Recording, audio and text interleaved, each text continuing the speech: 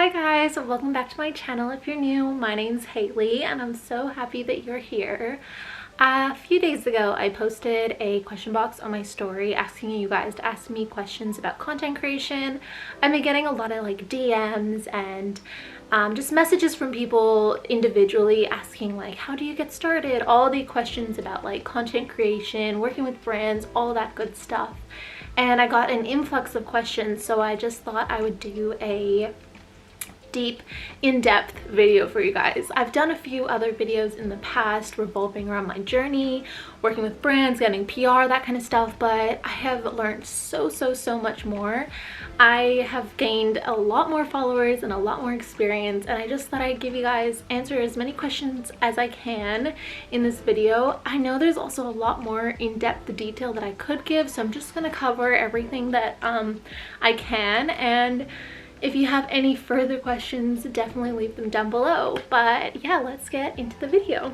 Okay, so one of the first questions I see is how to start. I want to, but I have no idea. I think a lot of people want to become content creators, and it's a lot more work than people think. It's not as glamorous either. You don't just get packages every day and that's all you have to do. There's a lot of work that goes behind it, but it's definitely an amazing job or just hobby even. So I'm not discouraging anyone. I'm just letting you know the realistic side of it is it's a lot more work than people think. But when starting it takes a lot of dedication. So I would have a good think about why you want to become a content creator, what do you want to share, and who do you want your audience to be. So when I started, I wanted to share because I was a little bit bored in lockdown in 2020 and I wanted a creative outlet. I wanted to share my passion for skincare, my new skin after Accutane, all that stuff. And I wanted to share it to like-minded people, have a community of people who we could talk about skincare stuff, and that's how I started. I definitely picked a niche, and I recommend picking a niche to start with. That way you have a demographic of people that you can kind of go to and search for in the search engine, of people to follow and that kind of stuff, so you can create a community of like-minded people that will want to interact with your posts. If you're kind of all over the place, people might not know why to follow you, or you might get a very variety of people following you, which means that they might like the photos of plants but not the photos of skincare, if that makes sense, if they're following you for the plants. So it's good to niche down at the beginning, and you can always expand as you grow, just gradually. Essentially though, I just recommend starting. Yes, do your research, but just start. If you really want to, just start. It's always, you never regret starting, you'll always regret waiting. So definitely just give it a go, start whenever, and I would just start with an introductory post. That was my first one. It definitely was a nice way to introduce myself to the community I was going to get in and create a friendship base from there. I have a question asking how long did it take for me to reach the high hundreds in my account. I was super dedicated at the beginning of my account, and I picked a very tight niche of skincare, and I posted a bunch of skincare stuff, and I had a really tight aesthetic and that kind of stuff, and I was super active. I posted once or twice a day, and I engaged so much with other content creators I reached, and I followed a bunch in the community. I just engaged and followed and saw as many people as I could in the community. I'm pretty sure I reached the high hundreds in the first month, but I will look it up now to give the exact statistics. So the first 5 days, I gained 500 followers. So it looks like I gained about 100 followers a day for my first 5 days. And then okay, it says I gained 1,000 on the 10th of July. So I started on the 22nd and I gained 1,000 on the 10th. So that's less than a month, if that helps at all, but it really shouldn't, because everyone is different. Everyone grows at a different period. I think I hopped on at the very beginning of skincare becoming a huge topic. I definitely think I had that as an advantage. It was a new thing and I hit the timing really well. So try not to compare too much, but hopefully this helps with a little bit of a gauge. After I reached 1,000, it took me, I think, 4 months to reach 2,000. I think I reached 2,000 in October. So that's a long time. And then I didn't reach 3,000 until like May this year, or June even. So it definitely stagnated for a long time. So don't feel discouraged. I was like at one point getting 100 followers a day, and then I would get like 1 follower a day. So that's the ebbs and flows. But my biggest piece of advice is to not give up when you're stagnant, because that is when you won't grow anymore. Just know that if you push through the stagnant periods, then you will get those followers again. It just takes time. So one of the questions here is, how do you reach out to brands? So I started reaching out to brands when I had, I think it was like 1,000 followers. I think that's a good point to start reaching out to brands. It just depends on your engagement levels. So if you have really high engagement, then you can definitely try reaching out to brands before then. I suggest just posting before reaching out to brands, posting your favorite brands, tagging brands. You have to show that you're legit and really love their products in order for brands to like want to work with you when you have such a small following.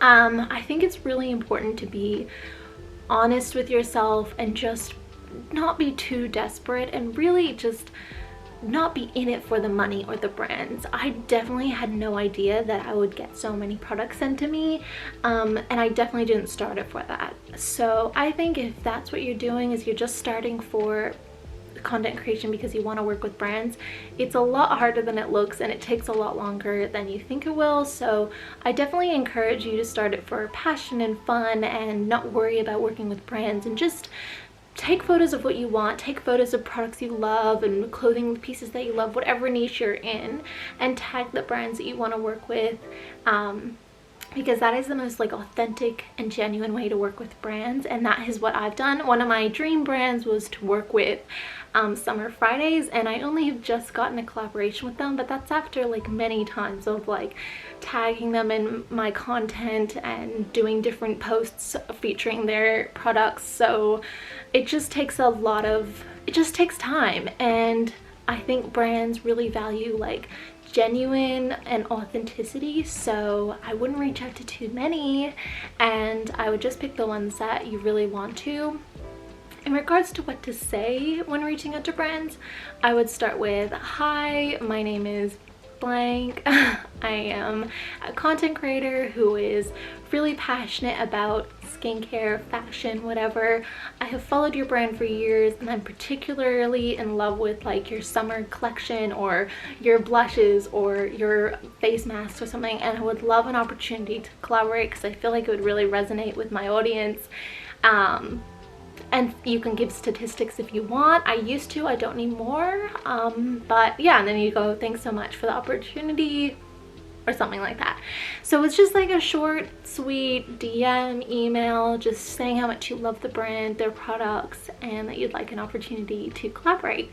That's how I send all my brand emails and DMs. I have another question kind of on the same track, which is, how do you contact PR agencies? So these I actually work with a lot, and I think I started engaging in some of the major PR agencies that I wanted to work with, and then they contacted me. And the thing with PR agencies are, they're really lovely because they will consistently come back to you if they enjoy your content and your like work, or working with you. So you just gotta do like some good legwork at the beginning of like engaging with their stuff. You can send them an email or DM if you want, but essentially it's the same as reaching out to brands as it is reaching out to PR agencies. But what I find with PR agencies is they have different like times of the years where they do a lot of like brand work with certain things, and I would just like, if you don't get a response or you're just engaging in their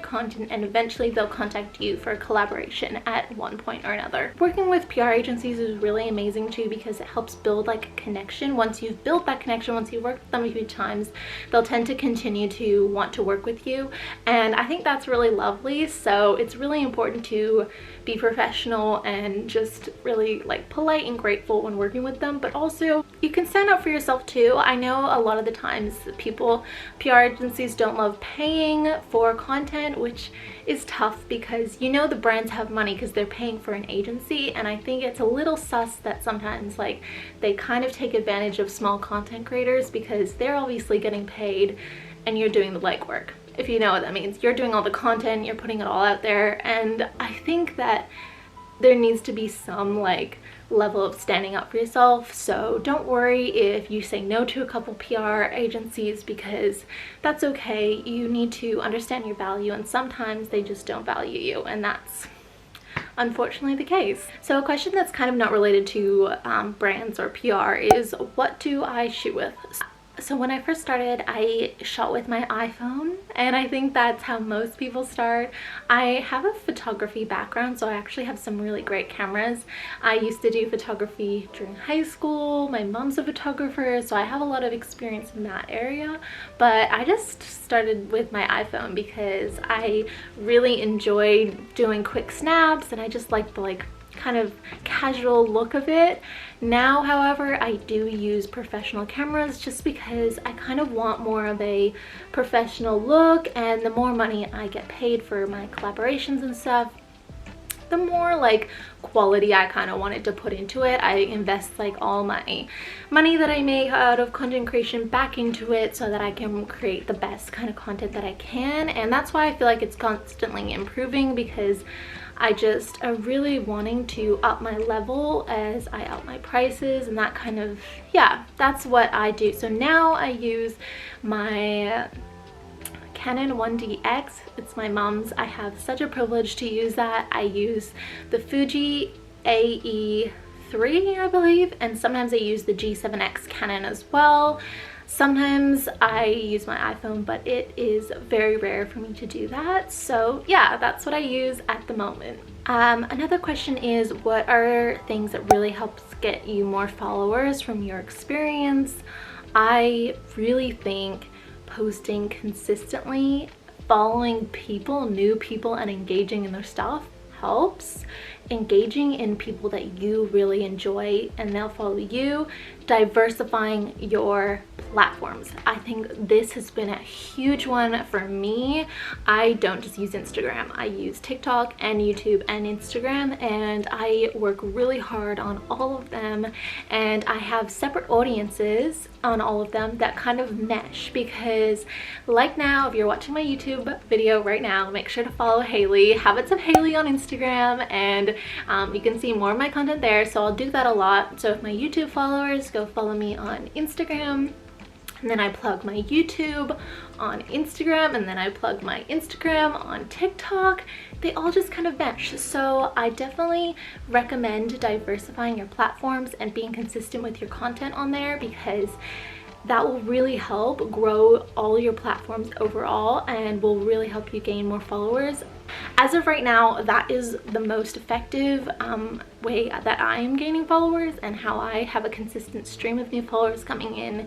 It takes a lot of work because you have to have different kind of content and on all of your platforms so that they want to like follow all of them for different reasons. So it is time consuming, but that's what I mean by, if you're gonna start content creating, you've got to take it seriously, and it's really important to work hard, because if you want to, yeah, go somewhere and get brand deals and get paid and stuff, then you have to put in the legwork, and it's definitely a lot of work.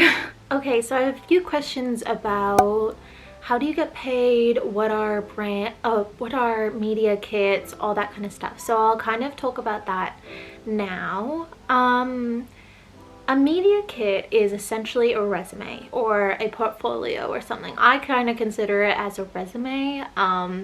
It shows in the media kit, your first page might be an introduction to who you are, what your page is about, what you offer, that kind of stuff. Then the second page will be like brands you've worked with, your engagement statistics, insights, all that kind of stuff, as well as like where your demographics are, so who is your audience where they are, that kind of thing. And then you'll probably put some examples of like work that you've done, brands you've worked with, like I said, that kind of stuff. And then you can share your rates. So your rates are kind of very up in the air. Rates are really tricky, I'm not gonna lie. Anything money related is kind of tricky to like navigate, I would say, and especially something like this, it's very like individual, and a lot of the times my rates get negotiated by brands and they end up getting lower, or you know, different things happen. But essentially you should go by the 4% rule, which is 4% of your following and your like engagement, and that should give you like a little number. I'll put a link down below for an actual rate calculator, but that should be taken with a grain of salt too, because it really is individual and depends on how much work you want to do. And I would encourage you to put a little bit more on than what it says. However, a lot of the times, in my experiences, brands will negotiate your rates down, which is why you should start higher rather than lower, if that makes sense. You can always negotiate down, but you can't negotiate up, if that makes sense. It's a lot harder too. So that's what a media kit kind of entails. It just shows a lot. It gives the brand some information about you, your brand, what you can offer them, how much it will cost, that kind of stuff. So when you do paid collaborations, I at the beginning was just accepting any gifted collab because I was so excited that brands even just wanted to work with me, and I just really wanted to accept anything and everything that I could. However, over time I realized that skincare doesn't pay the bills, and your time and energy and equipment that you use takes a lot of work. It should be valued, and I realized that I had so much skincare being gifted to me all the time that I didn't really need it too. Environmentally, I wanted to be a bit more conscious about accepting everything that was thrown my way. And so what I did was, a lot of brands come to you with a list of specifications. They'll say, we'll gift you this one product or these 3 products in exchange for a post, a story, and a reel, or something like that. And that takes a lot of time and work, and those gifts don't exactly pay the bills. So after time, I was like, anyone who came to me with specifications, deliverables that they wanted in exchange for products, I would say I no longer do product in exchange for scheduled deliverables. So here's my rate kit. Otherwise, I'm happy to accept gifts with no obligation to post. So I just realized after time that I was prioritizing all my paid work and brands that I really enjoyed working with and brands that I love, I want to put out there, and I didn't have the time to put all these other products out there, test them all out, and put them on my page. So I had to be a bit more picky, and this really helps like narrow down people, because barely anyone will want to initially pay you for something that they can get other people to do for free, which is kind of discouraging. But I realized that if they really valued my work, then they would pay for me. And I have worked with some amazing brands that really are incredible, that I personally love and would want to post with and value my work and want to pay me, and I'm just really grateful for it. But it came with a lot of like work to get there, you know. I would say in regards to paid collaborations, don't be discouraged if brands say no, and just stay true to yourself. Don't be a walkover. If you really want to try the brand, try it, but if you don't just let them think that they can get all this stuff from you for free, because ultimately you're making them money and you're doing it for free, which is not exactly fair in my eyes. And I just really believe that the right brands will value your work, and you will work with the right people. You'll get the right brands that'll pay you. So that's what I put out there to the universe, and I'm so lucky that I've been able to work with some really amazing brands. But yeah, paid collaborations are tough, especially when you're very small, because it's very easy to be taken advantage of. So I had a couple questions asking what apps I use to edit my photos and videos. So for videos like Reels, TikToks, all that kind of stuff, I use InShot. I like InShot a lot because you can import your own music, you can import your own fonts, you can kind of like really customize it. It's super easy and it's free. So definitely recommend InShot for all videos. That's how I edit. I don't put any filters on. I just try and get like good lighting, and that's what I do for the videos. For the photos, it just varies. Like I said, I have a photography background, so I'll take my photos and I'll bring them into Lightroom on my laptop, and I'll just play around with them for a while. Usually I just like put the saturation down a little, I put the exposure down a little, I put some grain on it, I sometimes put some highlights down. Like I just play around with it until it gets to like a nice natural looking like enhanced photo. And that's what I do. It often looks like I don't really have any filters or anything on it because I don't love the filter look, but I definitely tweak them because coming out raw, they're usually like a little overexposed or a little blue or a little yellow, you know that. So I always tweak the white balance to be a bit more like white. And yeah, that's essentially all I do. It's very, very simple. I have thought about releasing presets because I do it all in Lightroom and I use the same very often, but that's, you know, if you want presets, let me know. It's just a lot of work to develop those, and I don't know if anyone would even want to buy them, but definitely let me know because I would if enough people were interested. But yeah, that's how I edit my photos and my videos. This whole industry is quite new, so there's not like a school to go to. I mean, maybe there is, I don't think so, a content creation school, but I would recommend just reaching out to friends that you make, asking questions. I get heaps of people asking me questions, and that's why I'm making this video, because I want to be as informative as possible.